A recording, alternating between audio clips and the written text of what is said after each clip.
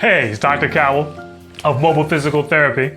And as you know, I've released the 5 signs that you're running with a problem that can easily be fixed with physical therapy. As you know, we'll be reviewing each of these signs in greater detail each week.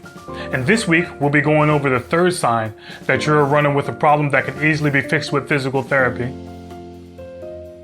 which is your first steps in the morning are extremely painful on the bottom of your feet. We'll also be going over 2 common gait deviations that we find that result in injuries with runners. Pain on the bottom of your feet, particularly the first steps in the morning, can be a sign of plantar fasciitis. Last week we went over plantar fasciitis as the last common injury that we see in runners. And this commonly occurs in about 1 in 10 people, and is usually the result of excessive pronation or staying in pronation for too long. So let's go over what pronation is. Pronation is the function of your foot adapting to and absorbing the forces from the ground. Remember, we didn't always have shoes, we didn't always have paved roads, we didn't always have sidewalks, so we used to have to walk and have our foot adapt to uneven ground. And when that occurs, we call that pronation. The opposite of pronation is supination. This happens when you push off the foot. You need to have a rigid lever to push off of.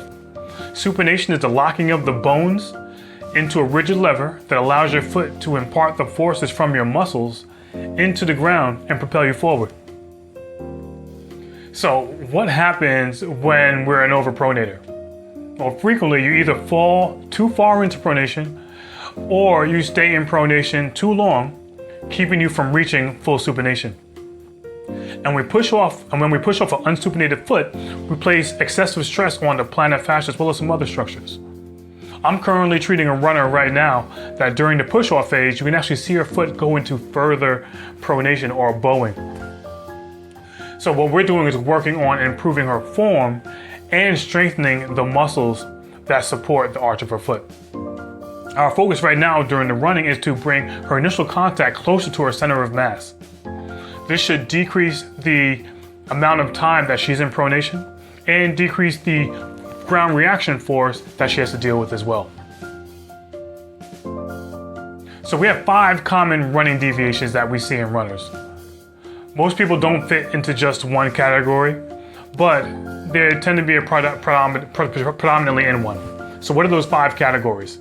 We have the collapser, the weaver, the overstrider, the leaner, the bouncer, and today we'll be going over 2 of those, the weaver as well as the collapser. We'll talk about where and which stresses occur and where they present in the body.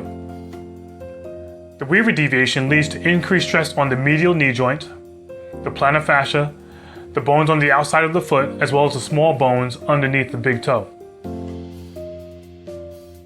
The deviation that occurs with the weaver is that the point of initial contact happens more medially than normal, maybe even crossing the midline of the body. This position places excessive stress on the tissues of the outside of the leg, as well as the medial or inside part of your knee. So where do we often see the symptoms in weavers?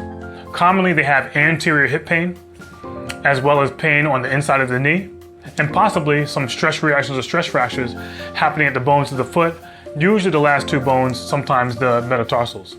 The collapse is the second deviation, and this places increased stress on the patellofemoral joint, the medial collateral ligament, the hip, the piriformis muscle, as well as some tissues in the buttock.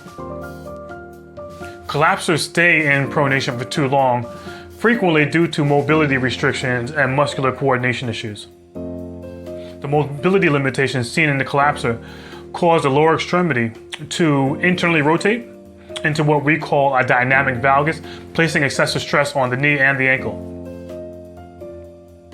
So the commonalities between the weaver and the collapser is that they cause excessive pronation.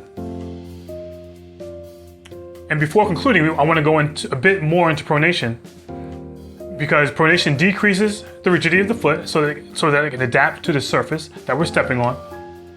And this occurs within the first half of the stance phase, between what we call initial contact and mid-stance. During the second half of the stance phase, your foot should be going from neutral into supination so that it can push off a rigid lever. And in closing, we went over sign number 3, that you're running with a problem that can easily be fixed with physical therapy. And that is that the first steps in the morning are painful on the bottom of your foot. We explained pronation and its function. Lastly, we went over 2 of the running deviations in greater detail. The weaver, where the initial contact occurs more medial or past the midline of the body, placing stress on the medial knee, the tibia, the bones of the outside of the foot, and the sesamoid underneath the big toe, as well as the plantar fascia. The collapsor stays in pronation usually for too long, frequently due to mobility limitations, resulting in lower extremity dynamic valgus, increasing the stress noted at the medial collateral ligament at the knee, the patellofemoral joint, the outside of the hip, the low back, as well as the plantar fascia. So next week, we'll go over sign number 4, that you're running with a problem that can easily be fixed with physical therapy, as well as 2 more running deviations in greater detail. And if you're struggling with any of these issues, or if you're struggling with anything and want to return to running, we're running a special where we have 10 free total body diagnostics. That's a 20-minute consultation where you'll get to sit down with a board-certified physical therapist, find out what your limitations are, find out what your muscular limitations are, which are affecting your ability to run. And you'll also find out exactly what you need to do to fix them. So if you have any of these issues, drop a run again in the comments below, or even click the link in our bio. See you next week, and be well.